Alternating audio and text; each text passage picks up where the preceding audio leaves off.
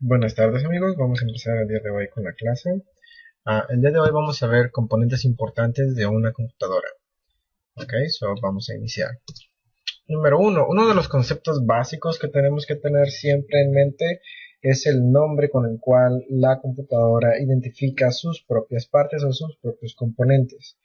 Y la primera parte va a ser hardware, la cual hace referencia a todos los componentes físicos, ya sea internos o externos al equipo. Aquí tenemos una imagen que nos da una pequeña muestra. Ahora vamos a dividir hardware en dos ramas, componentes y dispositivos. Y una forma fácil de recordar esto, de simplificarlo, es los componentes van a ser el hardware interno de la computadora y los dispositivos van a ser el hardware externo de la computadora. Si todos tienen su libro en casa, pueden hacer referencia al libro página 15 y van a ver exactamente esta misma información. Los dispositivos son los componentes de hardware que se conectan al equipo. Como lo habíamos mencionado, son el hardware externo. Y a su vez, vamos a dividir dispositivos en dos ramas más. Dispositivos de entrada y dispositivos de salida. Los dispositivos de entrada son los que mandan información, los que nosotros como usuarios utilizamos para mandar información a nuestra computadora, y los dispositivos de salida o output son los que transmiten información desde nuestro equipo hacia nosotros. Una vez más, la referencia del libro está en la página 15. Now, este es un claro ejemplo de cómo funciona. Los dispositivos de entrada en este entonces serían el ratón para empezar, el teclado y quizás también un escáner. Nosotros utilizamos el ratón para darle señales a la computadora, al igual que el teclado y al igual que el escáner. Si tenemos un documento el cual quisiéramos que entre a nuestro equipo, el escáner nos ayudaría. Y por su otro lado, el equipo va a utilizar ciertos dispositivos para darnos información a nosotros. Ejemplo, las bocinas. Si nosotros le damos la orden a través del ratón a la computadora de que empiece a tocar un archivo de audio, la computadora va a utilizar las bocinas para hacer que ese sonido llegue hasta nosotros. El monitor también y una impresora. Now, existe una pregunta en el examen final la cual deberíamos de tener en consideración, y la pregunta es: ¿cuál de los siguientes dispositivos es un dispositivo de entrada y salida al mismo tiempo? Y la pregunta, claro, es de opción múltiple. Un dispositivo de entrada y salida al mismo tiempo sería una pantalla táctil como las que vemos hoy en día en nuestros teléfonos celulares, tabletas, algunas laptops y también algunas computadoras de escritorio que utilizan el formato all-in-one, las computadoras que son el puro monitor. No. Vamos a ver ahora el otro lado de nuestro pequeño diagrama. Ahora nos vamos a enfocar en los componentes, y los componentes son las piezas de hardware internas de una computadora. Es todo lo que nuestro equipo tiene en la parte de adentro. Y el primer componente del cual vamos a hablar va a ser el disco duro, y la referencia del disco duro está en tu página 17 del libro disponible en American Business College. El hardware es el sistema de almacenamiento, el disco duro es el sistema de almacenamiento principal de tu computadora, y el almacenamiento de los discos duros es considerado permanente. En clase siempre hacemos una pequeña analogía, la cual la vamos a implementar en cuanto hablemos de nuestro siguiente componente. Dentro de tu disco duro se va a almacenar toda la información que tiene tu computadora, incluyendo las cosas de las que no estamos conscientes, como por ejemplo el sistema operativo, controladores, programas, servicios y también los archivos de los que sí estamos conscientes, como por ejemplo tu música, tus videos, tus imágenes, tus documentos personales, etcétera, etcétera. Nuestro próximo componente va a ser la memoria RAM. Y esta es una de esas cosas que tenemos muy en mente generalmente cuando vamos a comprar un equipo, y la memoria RAM es un componente importante, pero en ocasiones se le da más importancia de la que debe. La memoria RAM es donde la computadora guarda todos los datos que está utilizando en el momento presente, y el almacenamiento es considerado temporal. Vamos a hacer aquí un pequeño ejercicio. Voy a utilizar un gadget. Voy a dar clic derecho en mi escritorio y abrir mis gadgets. Tengo disponible este pequeño CPU meter, e inclusive también tengo este computer status, pero todas las computadoras van a tener disponible CPU meter. Voy a arrastrar esto hacia la parte de afuera y vamos a cerrar esta ventana. Now, aquí me está marcando mi pequeño CPU meter que yo estoy utilizando el 31% de mi memoria RAM. Conforme vayamos abriendo más programas, ejemplo, voy a abrir el internet, vamos a minimizarlo ahora, 32% de mi memoria RAM está siendo utilizado. Voy a abrir Photoshop, vamos a abrir mi antivirus, vamos a abrir Wireshark, vamos a minimizar todo esto otra vez. Y ahora un 36% de mi memoria RAM está siendo utilizado.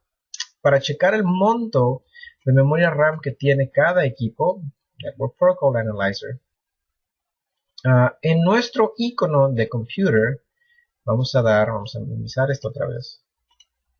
En nuestro icono de computer damos un clic derecho y seleccionamos la opción Properties, lo cual nos va a abrir una ventana, y en esta ventana nosotros podemos checar cuál es el monto de memoria RAM que tiene cada uno de nuestros equipos. En el caso de mi computadora tiene 8 GB de memoria RAM instalada, de los cuales 37% está siendo utilizado porque tengo todos esos programas abiertos. Conforme cierre los programas que no utilizo, por ejemplo mi antivirus, le damos un clic en la X, ya no lo necesito. Tengo Wireshark, vamos a cerrarlo, ya no lo necesito. Photoshop está abierto, vamos a cerrarlo, ya no lo necesito. Y tengo mi ventana de las propiedades de mi sistema, vamos a cerrarlo, ya no lo necesito. Conforme cierro los programas que no me son necesarios, mi memoria RAM se libera. Y en cuanto empiece a abrir otros programas para utilizar, estos programas se van a almacenar en la memoria RAM. Así que nuestra memoria RAM es el espacio que nosotros tenemos disponibles para trabajar con nuestro equipo. Conforme más programas abramos, más espacio dentro de la memoria RAM se ocupa, y al momento en el que la memoria RAM se llena, se satura y empezamos a tener problemas con nuestro sistema, como pérdida de velocidad, problemas con el sistema, se frisa, pone lenta. Ahora vamos a tratar de explicar esto de una manera más sencilla. Imaginemos que vamos al mercado y todas las personas que son casadas siempre van a tener este problema en el que tratas de ir y piensas que no vas a gastar mucho. Tenemos una lista quizás a la cual pensamos que nos vamos a acatar y no tomamos un carrito. En este caso, tus brazos serían el monto de memoria RAM que tienes disponible, porque solamente vas a poder cargar o comprar los productos que caben en tus brazos. Ese es tu límite. Como consecuencia, entonces, ¿dónde entra mi disco duro? Pues mi disco duro sería mi refrigerador o la alacena. En mi memoria RAM tengo un espacio muy limitado, solamente lo que yo pueda cargar, lo que mis brazos soporten. Pero si quiero liberar espacio de mi memoria RAM, que en este caso son nuestros brazos, lo almacenaríamos en un lugar en el cual van a estar seguros, como el refrigerador o la alacena. Y ese refrigerador o alacena, en este caso, sería nuestro disco duro.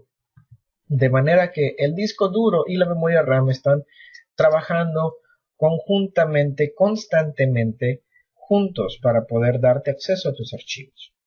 Nuestro siguiente componente es el procesador. Y el procesador es una pregunta más de examen final. La referencia del libro está en la página 19. Y el procesador, o CPU, por sus siglas en inglés, Central Processing Unit, es la unidad donde se ejecutan las instrucciones de los programas y se controla el funcionamiento de los componentes de la computadora. Es el cerebro de nuestra computadora.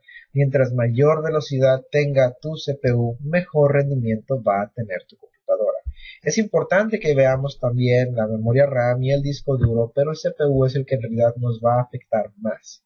Si tenemos mucha memoria RAM, tenemos mucho espacio para trabajar, pero si el CPU o procesador es lento, vamos a trabajar lento, sin importar qué tanto espacio tengamos. Como consecuencia, si tenemos poca memoria RAM, vamos a trabajar con muy pocos programas limitadamente, pero si tenemos un buen procesador, lo vamos a hacer de una manera más rápida. Y esa es pregunta de examen final. Nuestro siguiente componente es la tarjeta madre o motherboard o mainboard o como le quieran llamar, porque originalmente, más bien, generalmente cada quien tiene un nombre específico y es por parte de todos venimos de diferentes países y en diferentes países tenemos diferentes nombres para las mismas cosas. So, la mainboard, tarjeta madre o motherboard es el tablero donde se conectan todos los componentes que hemos mencionado hasta ahora, como por ejemplo el disco duro, la memoria RAM, el procesador, y también mencionamos dispositivos externos como el teclado, el ratón, impresoras, escáneres, y todo eso va conectado hacia nuestra memoria, hacia nuestra tarjeta madre. La referencia del libro de la tarjeta madre está en la página 20, si quieren tomar su libro y dar una vuelta a la hoja para checar el resto de la información. Y esta es una imagen que tienes en tu libro en la página 20. Y esto se le llama el panel de entrada y salida y es la parte que se asoma a través de tu chasis de tu motherboard. En este curso de informática básica no nos vamos a meter muy a fondo sobre las velocidades, número de conectores, pero vamos a saber qué va conectado en cada una de estas entradas. Estas entradas verde y azul se llaman PS2. Y esas son una entrada bastante vieja ya para los estándares de hoy en día donde conectábamos nosotros nuestros teclados y ratones dependiendo del color. Esta entrada color fuchsia o rosa solía ser entradas para impresoras. La mayoría de las impresoras hoy en día utilizan las entradas universales USB, pero todavía vas a ver entradas en diferentes impresoras enormes que utilizan todavía esta entrada paralela. Nuestro monitor va conectado a esta entrada azul y el cable del monitor tiene que tener una punta azul. Y eso es una de las cosas que me gustan sobre esta rama. Todo se llama por lo que es y todo es fácil de conectar. Tu teclado era una entrada morada y en tu computadora tienes una entrada morada. Tu monitor va a tener un cable con la punta azul. En tu computadora hay un conector azul. Tus bocinas tienen una punta verde. Hay un conector verde. De manera que para conectarlo es como cuando conectamos la televisión. Rojo con rojo, blanco con blanco, amarillo con amarillo. Con tu computadora es azul con azul, verde con verde y azul con azul o el color que vas a utilizar para conectar un dispositivo específico. Después vamos a hablar de nuestra fuente de poder. Nuestra fuente de poder es el componente que abastece de electricidad todos los componentes y dispositivos de los cuales hemos estado hablando hasta ahora, como el disco duro, tu motherboard, memory RAMs, teclados, etcétera, etcétera. Si vamos a hacer una analogía en cuanto al cuerpo humano, tu corazón abastece tu cuerpo de sangre a través de las venas. Nuestro power supply o fuente de poder va a ser lo mismo con la computadora. Es el aparato que va conectado hacia la toma de corriente de tu pared y a través de estos cables abastece el resto del equipo con corriente eléctrica. Aquí viene una nota, un consejo más que nada para todos ustedes. Esto es un supresor de picos, ¿vale? Generalmente los conocemos como una extensión de luz, pero esto tiene algo muy específico. Tiene un pequeño breaker o un pequeño switch en la parte de arriba. Asegúrate cuando vayas a comprar uno de esos días Surge Suppressor o Spike Suppressor. Ya estamos grabando este video en Chicago y vivimos en Estados Unidos. Y este tipo de regletas o extensiones nos sirven para proteger nuestros equipos electrónicos de las altas y bajas de corriente eléctrica, de la toma de la pared, la fuente de alimentación, la corriente que sale no es un flujo continuo, sino que fluctúa, sube y baja, como el monitor cardíaco. Cuando uno de estos picos sube demasiado, es posible que llegue a quemar varios de tus componentes electrónicos. Es importante que todos estén conectados a un supresor de picos, también es una pregunta de examen final, y tienes tu referencia en tu libro, página 23. También tenemos un UPS, Uninterruptible Power Supply, una fuente de energía interrumpida. Esto lo que es una combinación entre Spike Suppressor, que te protege contra estas altas y bajas de electricidad, pero también almacena energía eléctrica, de manera que provee electricidad adicional tras un apagón o un corte de energía. Si conectamos a estos conectores, quizás mi televisión y mi PlayStation, porque es lo que más me interesa, o la caja de cable, o en el caso de nosotros, nuestra computadora y su monitor, y se va la luz en ese bloque, lo que esté conectado a este UPS se va a mantener encendido por un cierto tiempo. El tiempo puede ser determinado por el costo y la calidad del UPS. Mientras más caros, más energía almacenan, más tiempo va a durar encendido. Y también otra cosa que lo influencia es que está conectado a él. Lógicamente, un aparato de aire acondicionado o un refrigerador va a gastar más energía eléctrica que, digamos, un tostador o el motor de nuestra computadora, que hoy en día son más eficientes en cuanto al consumo de energía eléctrica.